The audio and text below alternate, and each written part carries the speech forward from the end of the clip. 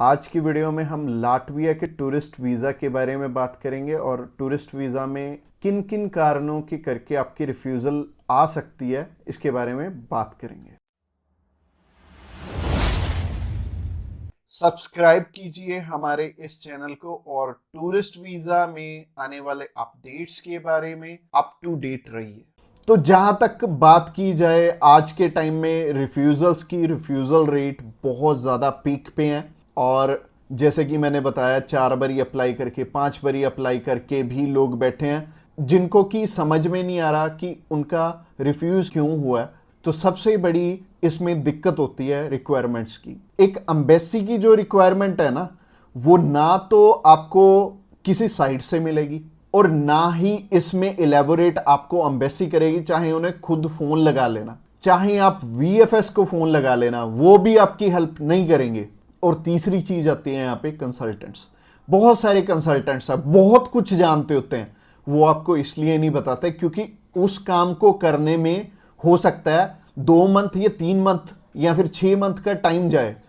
तो मेनली बात यही है कि जब भी हमने टूरिस्ट वीजा अप्लाई करना है, हम ध्यान से देख लें कि हमारी रिक्वायरमेंट पूरी हो रही है और किसी अच्छे कंसल्टेंट के थ्रू ही अप्लाई करना। मैं तो एक चीज बोलता हूं कि बड़े नाम के पीछे तो कभी मत जाना। देखो अभी कोई बड़ा नाम है तो उन्हें कोई फर्क नहीं पड़ता कि आपका वीजा आए चाहे आपका रिफ्यूज हो। बट हाँ, जैसे हमारे जैसी कंपनीज हैं जो कि अप्लाई करने का भी खर्चा बहुत कम लेते हैं और इसके बाद भी आपको पूरी पूरी सपोर्ट करते हैं हर एक फील्ड में, हर एक चीज में आपकी डॉक्यूमेंटेशन बहुत अच्छे से बनाते हैं। क्योंकि जितने नॉमिनल कोस्टिंग हम लेके चल रहे हैं ना, अगर आपका वीजा आएगा तभी हमारा बेनिफिट है। अगर आपका वीजा आएगा, आप 10 रेफरेंस हमें दोगे तभी हमारा बेनिफिट है, अदरवाइज हमारा कोई बेनिफिट नहीं है।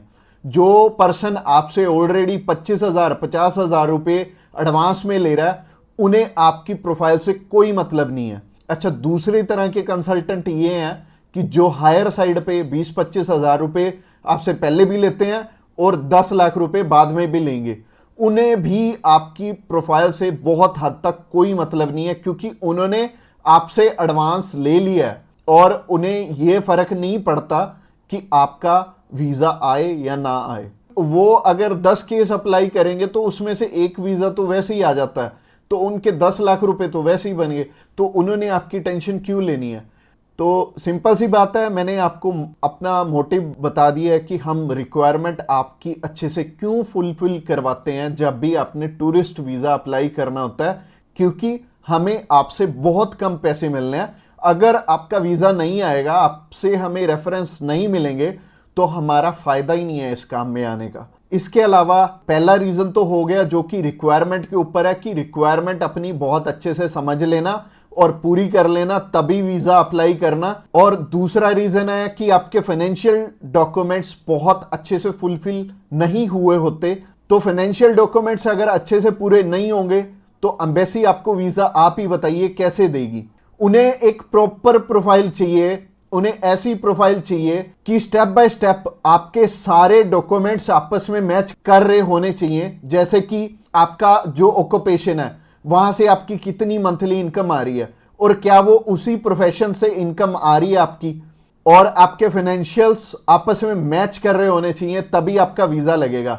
तो अगर आपको नहीं पता है कि आपके फाइनेंशियल मैच कर रहे हैं या नहीं कर रहे, तो आप क्या कर सकते हैं, आप अभी हमें कॉल कर सकते हैं। आप जान सकते हैं कि आपके फाइनेंशियल अच्छे से मीट कैसे होंगे। और कॉल तो आप इस वीडियो के एंड में ही हमें करना, क्योंकि आगे जो रीजन है वो भी बहुत स्ट्रॉन्ग रीजन है कि आपका वीजा इन इन कारणों से भी हो सकता है। प्रोफाइल का तो मैंने आपको बता दिया कि आप हमें कॉल कर लेना। इसके अलावा जो तीसरा सबसे बड़ा रीजन है वो है कि आपके यहां पे इंडिया में टाई स्ट्रॉन्ग ना होने, यानी कि इंडिया में आपका कोई ऐसा रीजन नहीं है कि आप वापस लौट के आओ। जैसे कि मैरिड है अगर कोई, तो उनकी वाइफ उनका रीजन बनती है वापस आने का, और अगर कोई अनमैरिड है उसको थोड़ी सी प्रॉब्लम ही आती है। बट इसका भी सोल्यूशन है कि आप बेटर है, अगर आप 20-21 साल के हो, 22 साल के हो, तो बाहर जाने के लिए मैरिज तो करोगे नहीं, तो कर क्या सकते हो, आप अपनी मम्मी या फिर अपने पापा में से किसी एक जने को अपने साथ में अप्लाई करवा लो।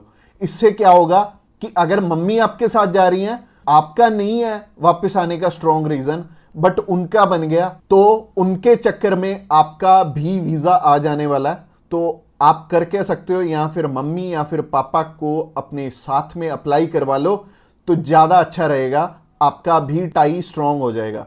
तो तीसरा रीजन हो गया। रीजन नंबर 4 की तरफ बढ़ते हैं। और जो चौथा रीजन है वो ये रीजन है कि आप यहां पे घूमने के लिए जा रहे हो, आपका पर्पस मैटर करता है। जब आप कवरिंग लेटर बना रहे हो तो कवरिंग लेटर ये तो आपके हाथ में नहीं है, ये तो आपके कंसल्टेंट के हाथ में है कि आपका पर्पस बहुत ज्यादा स्ट्रांग होना चाहिए, तभी आपको एक कंट्री वीजा देगी।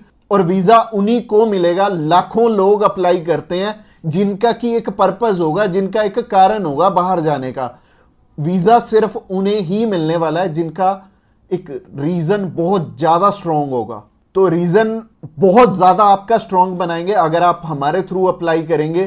तो ये चौथा कारण था आपका वीजा रिफ्यूज होने का। और ये 4 कारण ही हैं जो सबसे बड़े रिफ्यूजल के आपके चांसेस बनते हैं। जिन कारणों के पीछे ये चारों चीजें अपनी ठीक कर लो, और जैसे मैंने पर्पस में बताया, पर्पस आपका बहुत ज्यादा स्ट्रांग हो जाएगा अगर आप हमारे थ्रू अप्लाई करेंगे।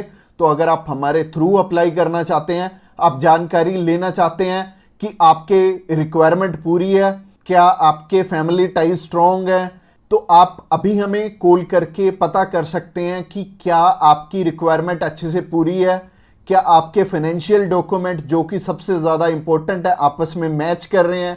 इसके अलावा जो तीसरा कारण था वो था आपके फैमिली टाइज कितने स्ट्रांग है। इसके अलावा चौथा कारण है कि आपका पर्पस हम कितना स्ट्रांगली लगाएंगे। इसके ऊपर आपका वीजा डिपेंड करेगा। और वीजा चाहे आप फर्स्ट टाइम अप्लाई कर रहे हो, चाहे ऑलरेडी आपके 1 रिफ्यूजल है, 2 है, 3 है, 4 है, जितनी मर्जी आपकी रिफ्यूजल्स हैं, मैटर नहीं करती। हमारे पास बहुत सारे लोग आते हैं। एक पर्सन का हमने अप्लाई करके दिया था और उनका टोटल 12 बार रिफ्यूज था, 13th टाइम उनका वीजा आया था। और मोस्टली लोग 1 बारी, 2 बारी, 3 बारी, तो बहुत सारे लोग रिफ्यूज होते हैं। कई लोग तो 4-4, 5-5, 6-6 बार रिफ्यूज होते हैं। इवन उन्हें ये नहीं पता लगता कि हम करें तो करें क्या। वीजा तो हमें लेना है, और लेना भी बिल्कुल सही मायने में है, एक्स्ट्रा पैसे दे के नहीं लेना, एक बिल्कुल नॉमिनल चार्जेस में ही अप्लाई करवाना है किसी से। तो उस कारण में वो ट्रैवल हिस्ट्री वाली साइड भी जाते हैं। तो ट्रैवल हिस्ट्री वाली साइड मैं तो बिल्कुल नहीं बोलूंगा कि आपको ट्रैवल हिस्ट्री बनानी चाहिए, क्योंकि इस टाइम एयर टिकट्स ही इतनी महंगी हैं कि अगर आप एक कंट्री में भी ट्रैवल करते हैं तो आपका 70 से 80 हज़ार रुपये लग जाते हैं। इसके अलावा अगर आप 3-4 कंट्रीज में ट्रैवल कर लिए तो आपके 3-4 लाख रुपए खराब हो जाने वाले हैं। और जैसे कि मैंने आपको पर्पस वाली वीडियो में बताया था, 15 से 16 हज़ार रुपये में आप हमारे थ्रू अप्लाई कर लेंगे और आप कम से कम 3 लाख रुपए में अपना 20 बारी अप्लाई कर पाओगे। तो ट्रैवल हिस्ट्री पे बिल्कुल भी पैसे मत लगाना। इसके अलावा अगर आप हमें अभी कॉल करना चाहते हो, कॉल कर सकते हो नीचे दिए गए नंबर पे। और इसके अलावा आप हमें व्हाट्सएप पे भी मैसेज कर सकते हो। व्हाट्सएप पे मैसेज करने के लिए डिस्क्रिप्शन बॉक्स में लिंक है, उस लिंक पे क्लिक करते ही आप हमें मैसेज सेंड कर पाएंगे और हम भी आपकी inquiry as soon as possible हम लेने वाले हैं।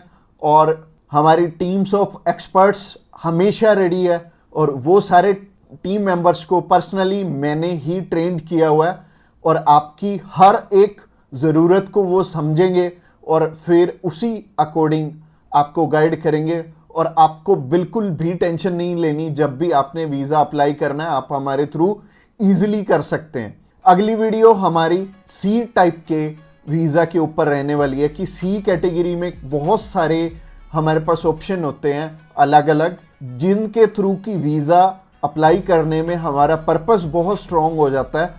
तो सी टाइप में जैसे कि बिजनेस वीज़ा हो गया, स्पोर्ट्स वीज़ा हो गया, कल्चर वीज़ा हो गया, मेडिकल वीज़ा हो गया, तो ये सारे वीज़ा के बारे में हम बात करने वाले हैं, जो कि हमारी नेक्स्ट वीडियो रहने वाली है।